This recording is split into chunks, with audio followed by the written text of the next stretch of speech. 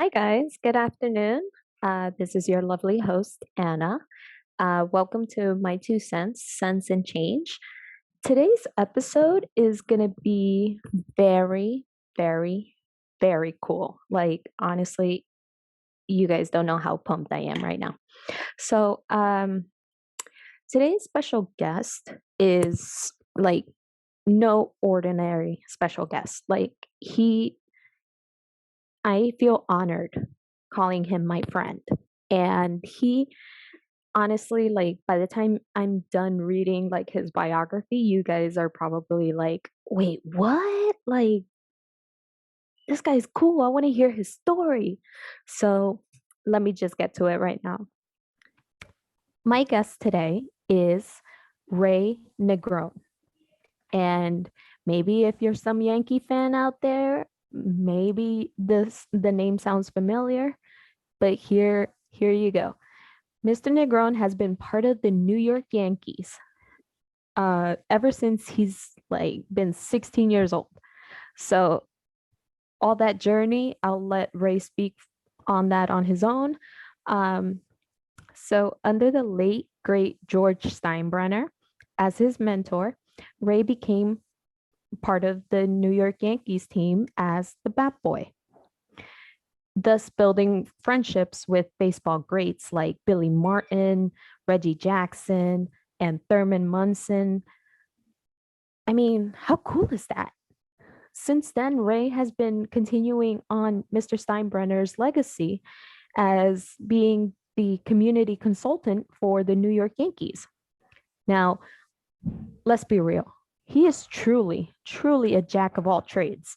He is even the founder of Hank's Yanks, which is a nonprofit competitive youth travel baseball team for underprivileged kids.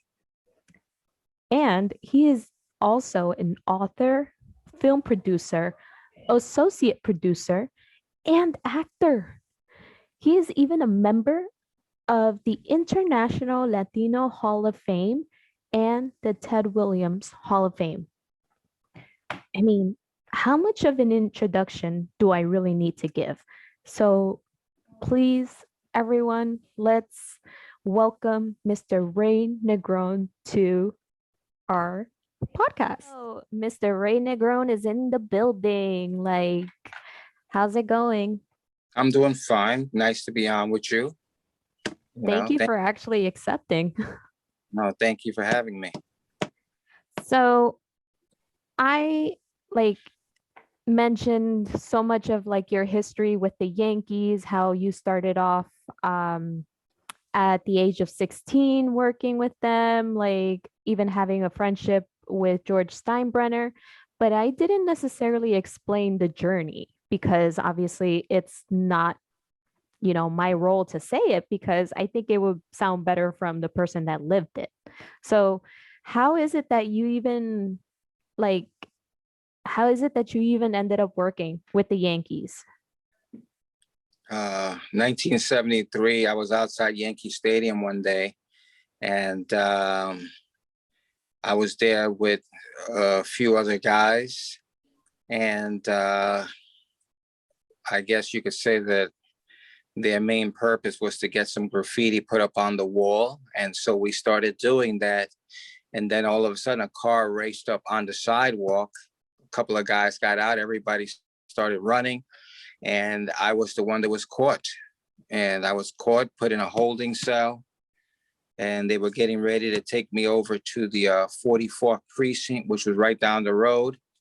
So before the car got there, all of a sudden the guy they caught me, came back, said, "Give me the kid." He took me to the Yankee locker room, and next thing you know, they're giving me a uniform. And guys said that I was going to work off the damages by being the Yankee Batboy that night. And the guy was George Steinbrenner. And that was the start of this journey. That's incredible. I mean, like, I don't think any other human being will like do something in that kind nature if somebody is like damaging property and then all of a sudden, like, take him under his wing. Like, Well, Like I told a kid at a school once, I was speaking at this school, and this kid said, "Well, so you're telling me all I have to do is just buy a can of spray paint?"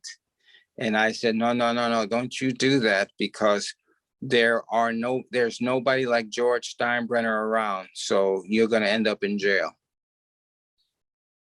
Right, I hear you.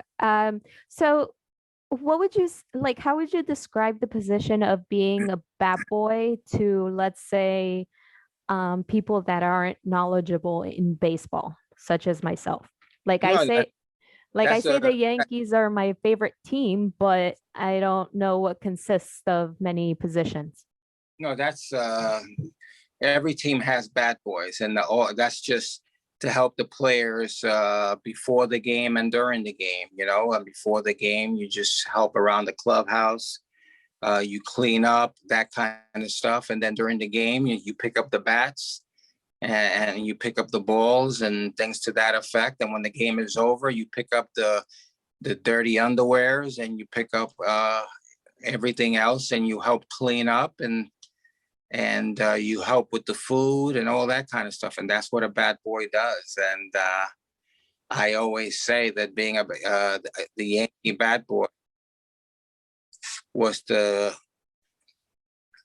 greatest job that I ever had, and I would take it right now.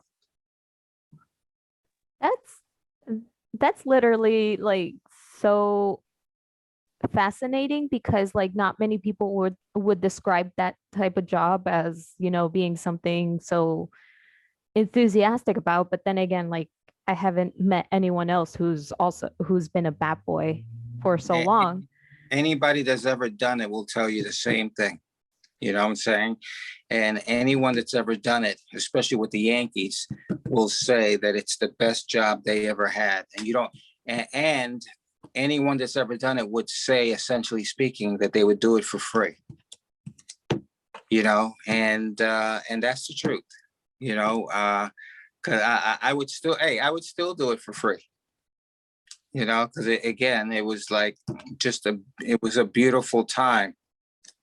And with the different people, the prestigious people, it just, I mean, it's hard to explain what a beautiful time in my life that was. In addition to you like having this incredible job now that you've like detailed it so beautifully, especially like for some of us who aren't again knowledgeable in it, it's incredible the type of skills that one can acquire in any type of profession. Um, One thing that I did notice in reading your biography and giving the introduction is that I mentioned that you are truly a whole like jack of all trades. Like you've been Bat Boy, you're currently the community consultant, and you're also like an author, a film producer, associate producer. Like you've written books, like for instance, The Boy of Steel, which was number 2 on the New York Times bestseller list. Like, what inspired you to even like write this book first? Just the different people and the children that have taken this journey with me, because throughout the years, I would see Mr. Steinbrenner do so much for people and do so much for children. And through the years, I always met these kids, and a lot of them, they had cancer and all these different diseases and things like that. But yet they were so strong and so fearless and so wonderful. And one kid in particular gave me one of the greatest examples ever when he said to me, "Why do you?" Well, two things. First off, he had cancer and he knew he was going to die, and he was like 9 years old, if I remember. And he said to me, "Do you think that if I do one good thing a day, that I will go to heaven?" And I thought that was really, really profound. You know what I'm saying? So I said, naturally, I said, yeah, I think so. And he said, good. Then I'm really going to try hard to do one good thing a day, every day. And him saying that really, really inspired me because all he wanted was to be able to know that he was going to go to heaven. Isn't that unbelievable? Oh my God, uh, just hearing that makes me feel inspired You know, to really want to do a good thing each day. yeah, because sometimes I'm driving home and I say, did I do something good today? And I get to the point where I look to see if someone's got a flat tire or any, you know what I'm saying? Because that's really important to me. That I live my life knowing that I have for that little boy who died 6 months later. I say that I have to do one thing. I have to do it. I have to find something. I have to, whatever it is, and it has to be sufficient. It can't be BS. You know what I'm saying? It has to be sufficient. It has to be that if he's looking at me in heaven, that he's saying, "Okay, that works." You know what I'm saying? Because then I say to myself, he was watching and he said, "Come on, Ray, you could have done better than that." You understand what I'm saying? Yeah. No, I completely understand that, and in some way, like, I can relate to it, like, in the sense that I since I lost my brother, I often think about that, point where I'm like, "Am I doing the right thing today?" Like, as if, and not even so much as me earning a spot in heaven because that's up to God. But, I know my brother may be saving me a seat or something, but he was always about doing good deeds to others, even though he was never reciprocated on the good deeds, but he was always so willing to be giving and generous and stuff. So I feel like that's been instilled in me. And just hearing the story about this kid, it's like there's there's a factor to how we should live each day or how we should perceive each day. And I think it's incredible to just be reminded that um, not only like in our circle are we, touched by certain people, but it goes beyond into the exterior also. Got it. You seem like you were contemplating that. No, I was, honestly speaking, I was looking at a picture of a little boy up on the wall over here, and which is the inspiration to the Boy of Steel. So that's why I was looking that way. So Oh, that's cool. Like, you know, since this is like Yankee related and everything, I think this is probably, I don't know if this is the most common asked question, but like how how was it to be amongst, baseball greats like Billy Martin or Reggie Jackson or even like who you always mention on your social media pages, Thurman Munson. Like how like walk us through the experience of like what it is a day in a bat boy's life and seeing these baseball greats. um, you know what? Like in that era, because of where I came from, my family, stuff like that, they became like my big brothers. You know what I'm saying? They were like they knew where I came from, they knew what I had lived. So they were there for me as they acted as my big brothers, Thurman Munson, Reggie Jackson. They acted like they were my big brothers and they were very protective of me. Billy Martin treated me like a son. And Billy he was extremely protective of me to the point that one day an employee, a so-called big shot over at the Yankees, was talking crap about me, and Billy Martin found out about it, and he grabbed him out of the restaurant that he was in, and because he said, "I'm either gonna whip your ass in here or outside, so it's your choice." Oh my God. And so the guy got up and walked out. And when he got out, Billy proceeded to throw him against the wall a couple of times and told him that if he ever did it again, that it was going to be even worse. And the guy said, "Well, I can call the police." I said, "Go ahead. But I wonder how long you'll be working for the Yankees." So that. And the guy never messed with me again. Wow. That I'm speechless right now because that's just incredible. Like, would you even like,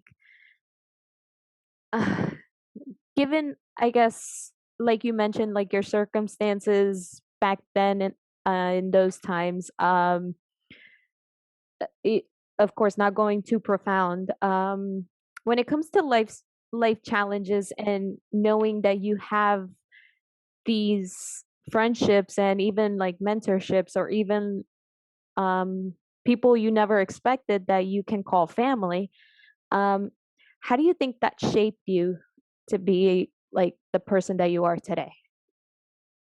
Uh, well, immense. It was huge because, even when Billy did that, afterwards he explained to me that wasn't the right thing to do, but that's the way he had to do it, and that he didn't expect that of me. You understand? Like he said, don't take that as an example of what to do, because the way I did it wasn't the right way. Oh my God, that just sounds like a total like parent thing to say, and that's that's inspiring. I mean, I feel like I can't follow up any other question with that because it's like sometimes we as like myself, I aspire to be that type of role model for young adults, even like my students or people that I meet. So it's just I feel like their behavior or their mannerisms really stayed with you, and it's I think it's rather amazing that you're continuing such a legacy for on their behalf, um even though maybe some of the previous like players are probably still here or not here, but do you feel like in some way that you are continuing on the tradition or the legacy of, let's say, Mr. Steinbrenner? Um, Let me say that I like to think that I'm trying to live life the way they wanted me to live. You know what I'm saying? I'm not trying to do anything according to whatever, other than the fact that whatever I learned from that era and from them, I'm trying to live accordingly. I'm trying to live life as a good person, the way I expect the whole world to live. Period.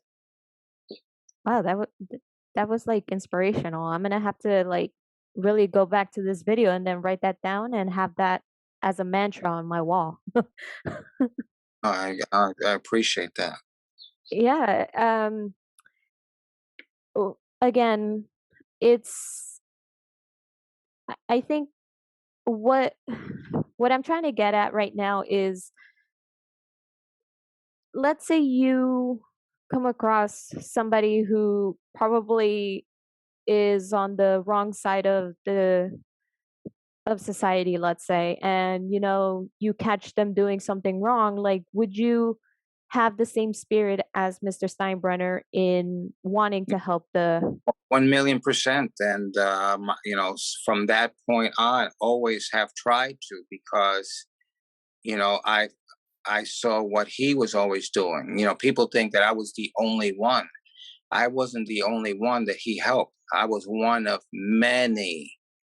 I was one of many that he helped, you know. And you're talking about a guy, George Steinbrenner, who tried to act like he was the toughest guy in the world. He could be, you understand? And he could be. But he just, he just was always there. Even though, like I said, even though he could be so tough, he was he was just a good man. He was just a great person who, like, one day, now I remember, I lost my train of thought with that call coming in. One day he was walking into the ballpark. This was like within the last 20 years. And he was walking into the ballpark, and he was trying to act, had his navigator glasses on. And when he was in New York with his navigator glasses on, that meant he was in his General MacArthur mode. And he was acting like a tough guy and all that. And we're walking into the park, and there was this little boy with one leg. And he was not 9 or 10, this little boy. His name is Alex Garrett. And so Mr. Steinbrenner was walking, and Alex Garrett was, "Hey, Mr. Steinbrenner, did you see Phil Rizzuto?" That's what he asked. And Steinbrenner just kept walking. And so when we got to the elevator, he turned to me and he says, "Hey, you remember the little boy with the one leg?" I said, "Yeah." "Go get him and his family and bring him up to my office." And so then I went back and I brought him upstairs, and he was beautiful. You understand? He wasn't that tough guy walking in. He was this beautiful person. And he got the kid credentials, regular employee credentials, with full access to the whole park. And for the next 10 years, the kid was always in his office. And sometimes he would be having big meetings, and that little boy was sitting right there next to him. It was beautiful, beautiful. And today, that little boy is a man of probably 30 years old now, and he's a producer for Joe Piscopo and some others over at that radio station. Holy crap, really? Yep. Alex Garrett is his name. You can look it up.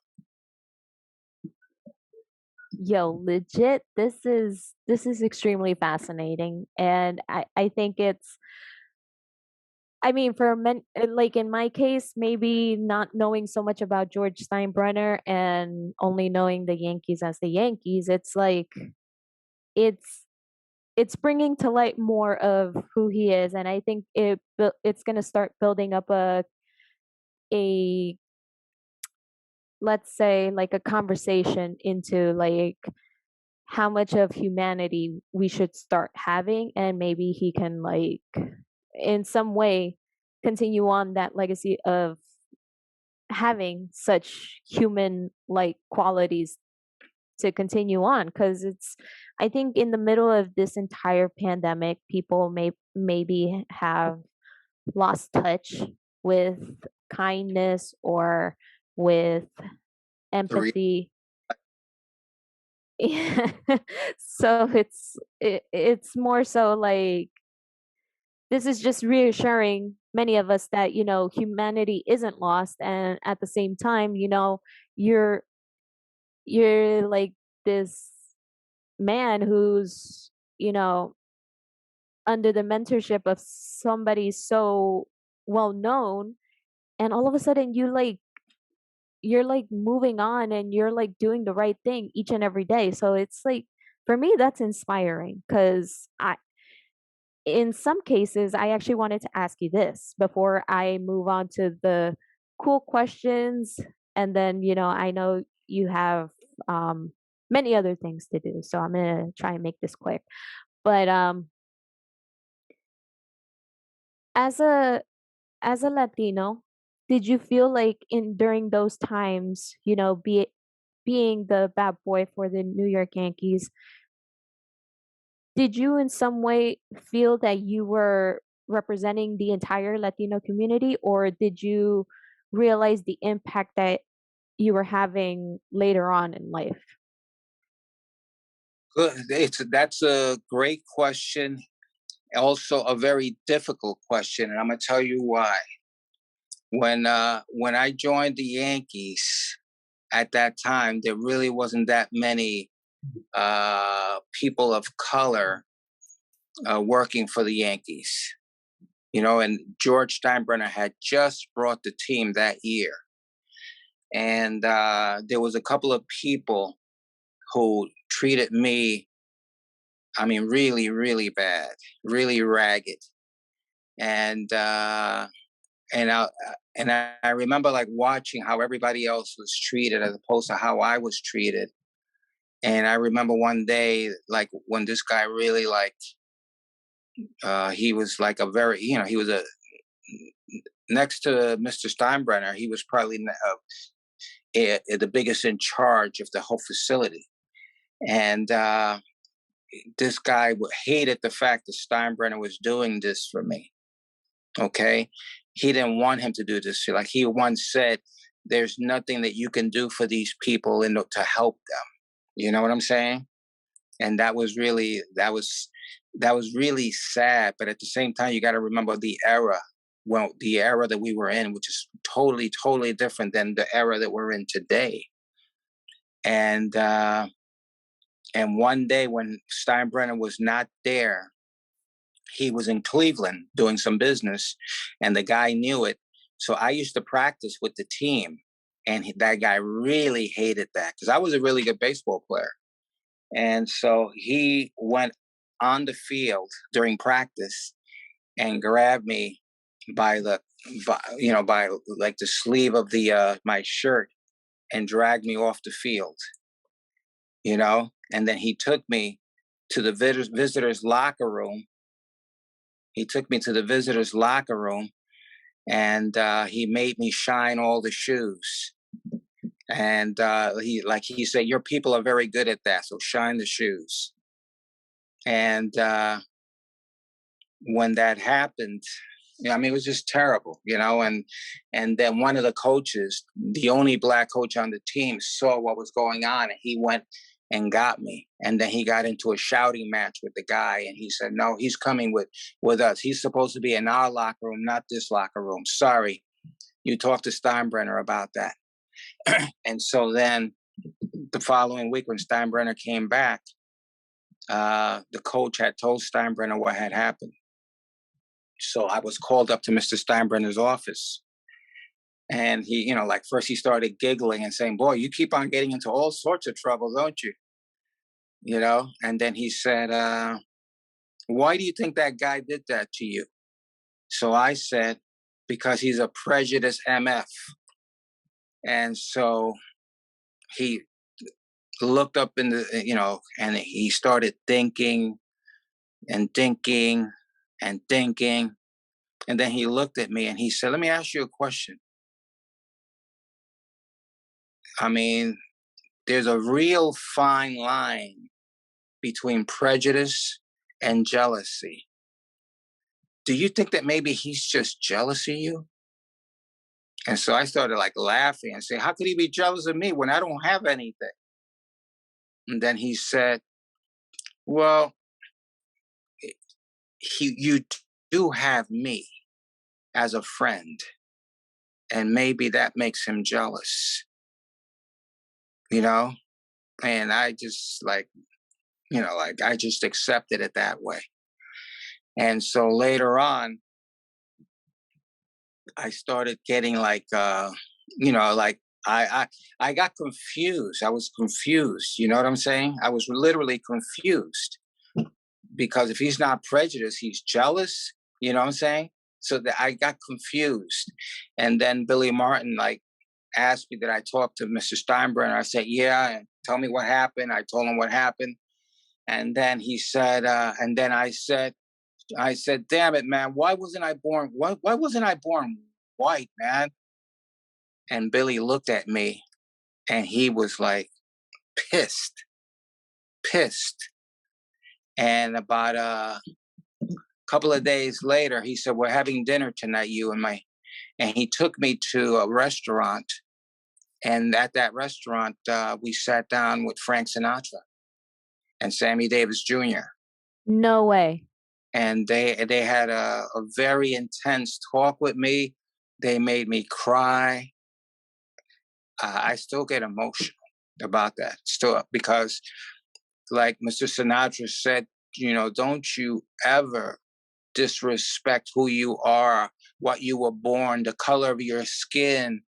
He told me that he went through the same thing with Sammy Davis Jr. once because of how he was being treated years back in the 40s. And Sammy Davis Jr., believe it or not, was half Puerto Rican. Yeah, that I did hear. And that was like a comforting thing, you know what I'm saying? And at the end of the day, like Mr. Sinatra said, at the end of the day, we're all the same. This is all BS. We're all the same at the end of the day. We just don't get it. We don't understand. I feel sorry for people who do what they did to you and this and that. And those are the things that, the invaluable lesson because of the people that it came from, who I expected to be different. And they were incredible.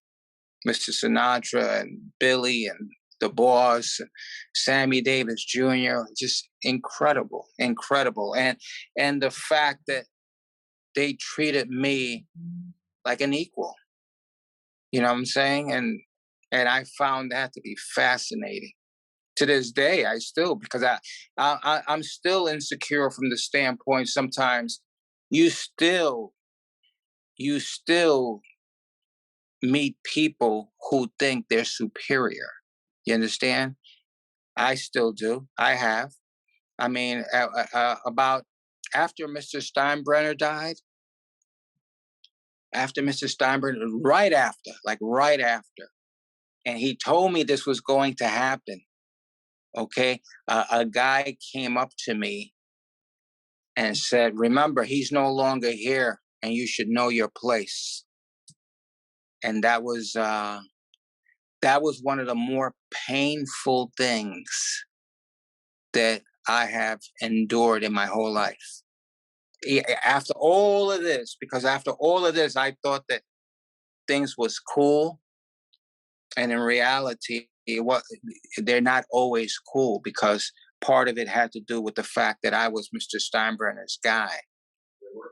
And when he was no longer there, it was the aspect of that's it. You know what I'm saying? So that's the story of how that works. Wow. I mean, like while you were telling the story, I I didn't want to make it noticeable, but I did end up tearing up because, as Latinos, we're often, not to get too political or anything because that's besides the point, but we're always looked down upon because sometimes either we aren't seen as being skillful or being like we're always going to have like that negative stereotype or negative connotation Yeah, of like but but here's the thing. What role do we play in that? Okay? that, that was And like reverse psychology right there. So and that's important too, because if if you don't, in essence, truly believe in the aspect of you, then you know what, it doesn't work.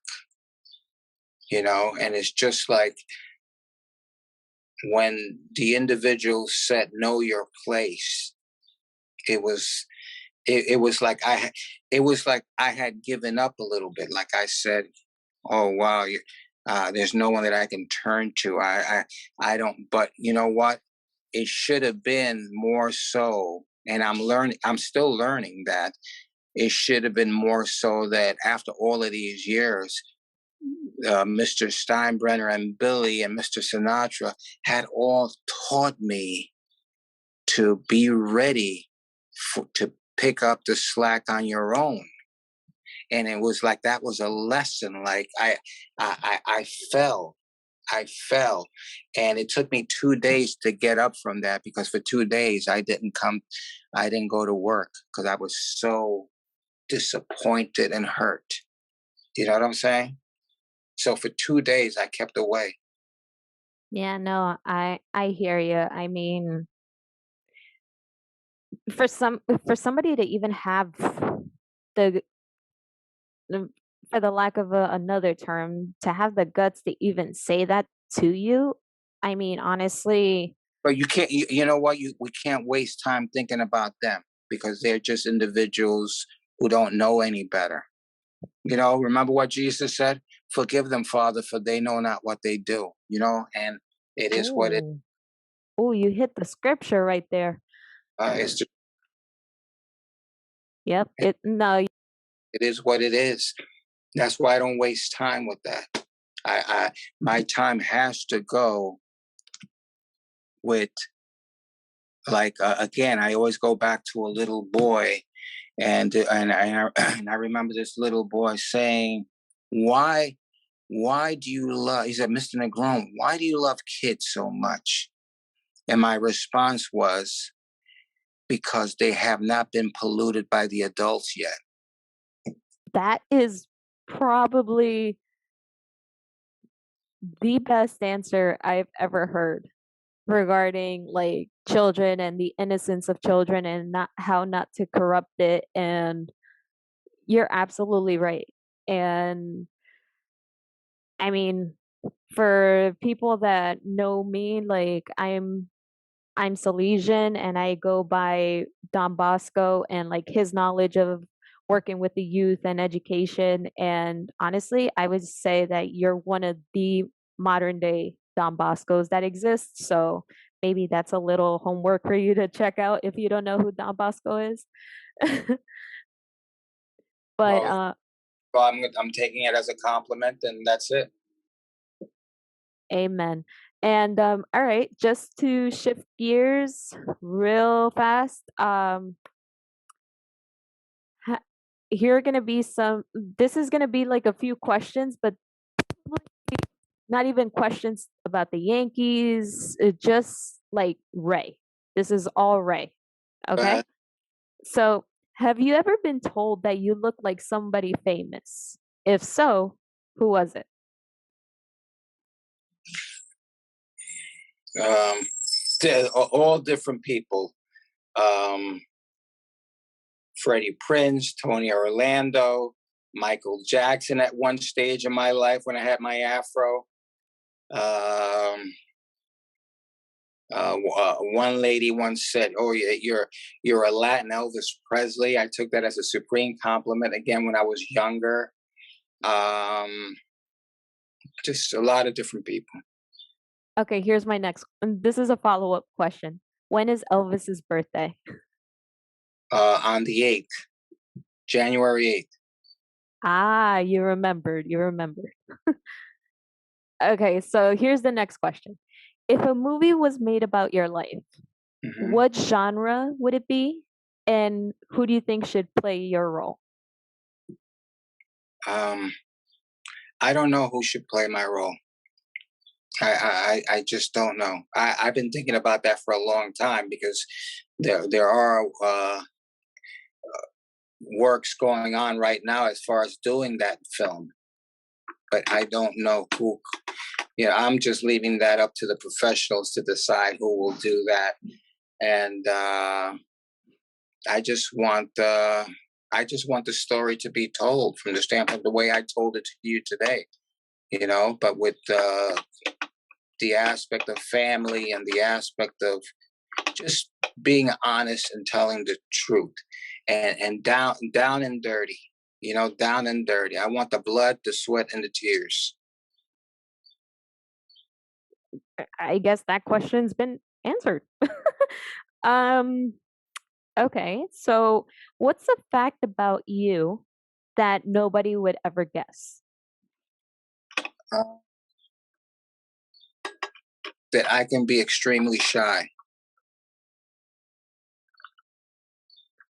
Okay, now I started laughing. Wow. Okay. Uh, Okay. I would actually believe that. Um, what is the scariest fear that you've ever conquered? Um, Life without George Steinbrenner and the Yankees. I respect that. My respects. Um, if you had to create a slogan for your life, what would it be? It's already been created, one day at a time. Nice. Nice. Very profound. And lastly, let's see. I have like a whole bunch of questions here, but I know I'm gonna narrow it down so we can really get to know who Ray Negron is. What are your top three favorite songs ever and why? Alone Again Naturally by Gilbert O'Sullivan. And that was because, well, it was that when that song came out, that was the number one song in the world. And I'll never forget that this guy, Gilbert O'Sullivan, was on the Dean Martin show, which was a very popular show at the time.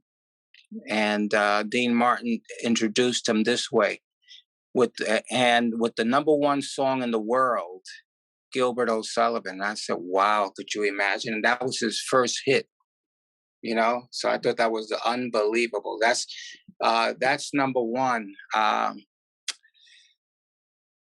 Number two and number three would be really, really hard. Uh, because probably Frank Sinatra's "It Was a Very Good Year" would have to be number two.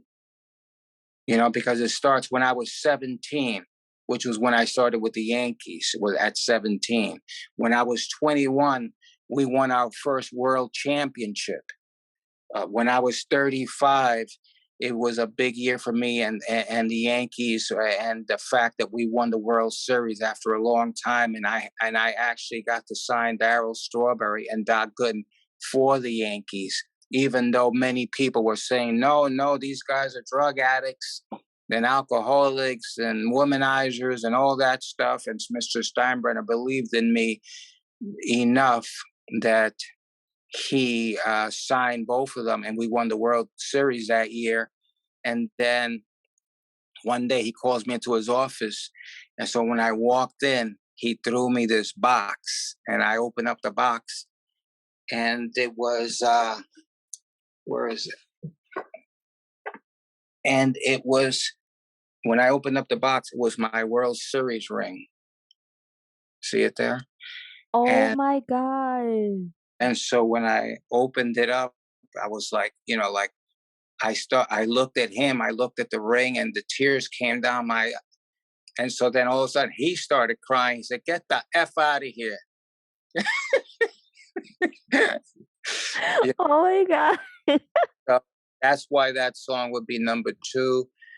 And number three is a lot of different songs, including Neil Diamond's "Story of My Life." You ever hear that song? Honestly, no. You got to listen to it. "The Story of My Life" by Neil Diamond. And Neil Diamond was a very favorite of Thurman Munson, and he never got to hear that song. But that would probably be number three. And then a bunch of Frankie Valli songs would be 4, 5, 6, 7, 8, 9, 10, 11, 12, 13, 14, 15. I'm sure he like everyone knows that now. So, I actually have just come up with this question. So, once this, as this whole pandemic is like, slowly, you know, making us go back to normalcy, but not even normalcy at its finest. But if let's say you decided to go out to a concert. What concert would be the first concert you would run to? Af- Ranking in the Four Seasons. Come on. Okay. Okay. Not gonna lie, that I really admire that guy. Honestly, this has been such a great interview and honestly a true honor for me to like be able to interview you. Um, for our audience that will listen to this probably I'm gonna air this out probably tomorrow. So by the time that they hear it, and where on social media can our viewers find you? Uh, If that is, if you want to be found. yeah, I'm on Instagram, Ray Negron Yanks. You know, Ray Negron Yanks. Awesome. And that's right. You also have a program that you have like on Monday nights, correct? Every day I'm on Reach Out with Ray and Steve at 7 p.m. on YouTube and Optimum Cable and Facebook Live, and that's it. Awesome. So, what can viewers expect from that show? Sports, entertainment, and community. And it's the aspect. I always have wonderful, wonderful guests. I have to start gearing more towards the younger, but it's just that, I mean, I love talking about the golden age of Hollywood. Like I have this past Monday, I had Jerry Schilling on, who was Elvis Presley's right hand man. So it was fun talking about Elvis. Next week I have on Gary Cooper. If anybody, one of the greatest movie stars of all time was a guy by the name of Gary Cooper, who did the movie The Pride of the Yankees, and he did the movie High Noon, which was one of the all-time greatest westerns ever. Oh, And trust me, I know who Gary Cooper is. okay, and his daughter Maria Cooper Janis is going to be on my show next week. Her husband is Byron Janis, who's one of the all-time great classical pianists, performers, etc. So I'm really excited about that because I so idolized Gary Cooper, and the way he played Lou Gehrig, and just every movie that he ever did, I loved. And I loved him, the man, and what he represented and all that kind of stuff. And if there was one movie star that I would want to be like, it would be Gary Cooper. Wow, that is so awesome. Like honestly, maybe some other time we can like have another interview and discuss the golden age of Hollywood because my favorite actor I would say is Humphrey Bogart. Like I just completely loved the way he acted in Casablanca and the Maltese Falcon and you know I'm not about to like spew my entire like film um knowledge, but I do have a minor in film, so you know Nice. i I did study all of this, but but again, Ray, it's such a pleasure and thank you so much for agreeing to doing I this. said it was fun. It was nice, and you didn't take any cheap shots. So it was good. Of course I have to be respectable. Like this is a podcast, we can't like um I'm painting you to be this person who's like an incredible mentor, incredible friend.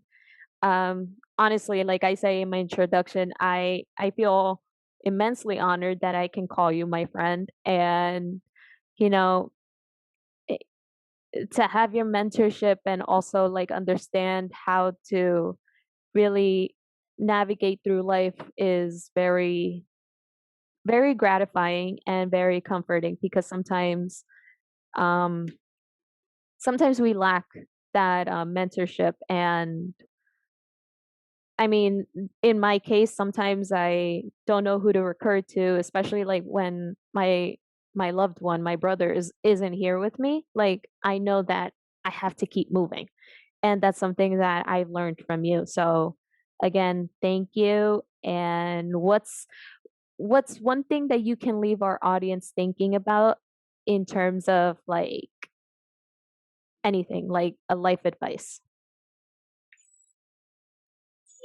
Just live life one day at a time. Simple as that. Enjoy today because, we don't know about tomorrow. We don't know if we're going to wake up tomorrow. I mean, this week has been sort of difficult for me because there was a guy in the Bronx. His name is Tony Melendez. If you look into my Instagram, I mean, this is a guy who helped so many kids for so long. And on Sunday, he just didn't wake up. And this is a guy who, as a youngster, was a wonderful dancer, great dancer, and great baseball player. So he was going to do one or the other. And one day at a club, this girl, started hitting on him, and so he hit back. And then the girl's boyfriend didn't like what was going on, so he met up with him afterwards and shot him 7 times. And he thought that he had killed him. And Tony Melendez came back stronger than ever, with the exception that he was on a wheelchair. And for the rest of his life, what he did was he mentored children and got him on Little League and baseball and all that kind of stuff. And I was blessed to have been able to know him and help him sometimes. And